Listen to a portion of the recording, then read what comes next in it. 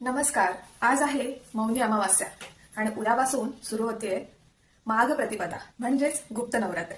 तर गुप्त नवरात्रीबद्दल मी तुम्हाला आता काही सांगणार आहे.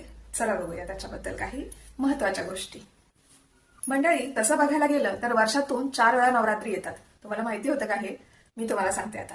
पहिली म्हणजेच चैत्र नवरात्री, दुसरी म्हणजेच अश्विन नवरात्री, तिसरी म्हणजेच शाकंभरी नवरात्री आणि चौथी म्हणजेच उद्यापासून सुरू होणारी गुप्त नवरात्री. तर गुप्त नवरात्रीबद्दल काही विशेष माहिती आहे ते मी तुम्हाला आता सांगणार आहे. गुप्त नवरात्रीची पूजा जितकी गुप्त ठेवली जाते तितकेच तिचे फळ अधिक प्रभावी मिळते असे धर्मशास्त्रात मानले आहे. या काळात साधना, मंत्रजप व उपासना याविषयी कोणालाही सांगू नये हीच या नवरात्रीची खरी साधना आहे. गुप्त नवरात्री कालावधीचा प्रारंभ माघ शुद्ध प्रतिपदापासून होतो आणि समाप्ती माघ शुद्ध नवमीला होते. तारखा पंचांगानुसार बदलू शकतात. तर याच्यात आहार व विहाराचे नियम मी तुम्हाला सांगणार आहे.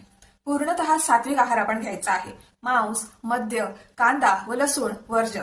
शक्य असल्यास उपवास किंवा फलाहार करावा. मौन, संयम व शुद्ध आचरण पाळावे. आता मी तुम्हाला ह्याची पूजा व साधना कशी करायची हे सांगणार आहे. तर दररोज देवीचा मंत्र म्हणजेच जप करावा, किमान 108 वेळा तरी करावा.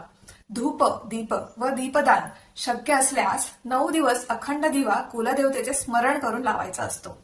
अत्यंत शुभ मंत्र मी आता तुम्हाला सांगणार आहे. ओम ऐं ह्रीं क्लीं चामुंडाय विच्चे हा मंत्र म्हणायचा आहे किंवा दुर्गा सप्तशतीचा पाठ करायचा आहे. सर्वांसाठी सुरक्षित मंत्र हा आहे तो म्हणजे ओम दुम दुर्गाय नमः असा दररोज 108 वेळा जप करायचा आहे. आता उपास्य देवता म्हणजे नवदुर्गा उपासना. 9 दिवस नवदुर्गेची भक्तिभावाने उपासना करावी.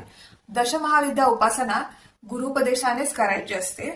काली म्हणजे संकटनाश, तारा म्हणजे ज्ञान व मोक्ष, त्रिपुरा सुंदरी म्हणजे सौभाग्य, भुवनेश्वरी म्हणजे सुखसमृद्धी, भैरवी म्हणजेच भयनाश, छिन्नमस्ता म्हणजे शत्रूवर विजय, धुमावती म्हणजेच दारिद्र्य निवारण, बगलामुखी म्हणजेच वाद व कोर्ट कचेरीत विजय, मातंगी म्हणजेच कला व वाणी सिद्धी, कमला म्हणजेच धनप्राप्ती व लक्ष्मी कृपा. दशमहाविद्या साधना गुरु उपदेशाशिवाय करू नये, म्हणजेच गुरूंचा उपदेश घेतल्याशिवाय हे करायचं नाही आहे. तर गुप्त नवरात्रीचे फळ मी तुम्हाला आता सांगणार आहे. आध्यात्मिक उन्नती व आत्मबल, संकट, अडथळे व नकारात्मकता दूर करते. शक्ती, संरक्षण व इच्छापूर्ती साधना सिद्धीस सहाय्यक आहे. तर तुम्हाला गुप्त नवरात्रीबद्दल अजून काही माहिती करून घ्यायची असेल तर आम्हाला संपर्क करायला विसरू नका. आचार्य मार्गदर्शक. धन्यवाद.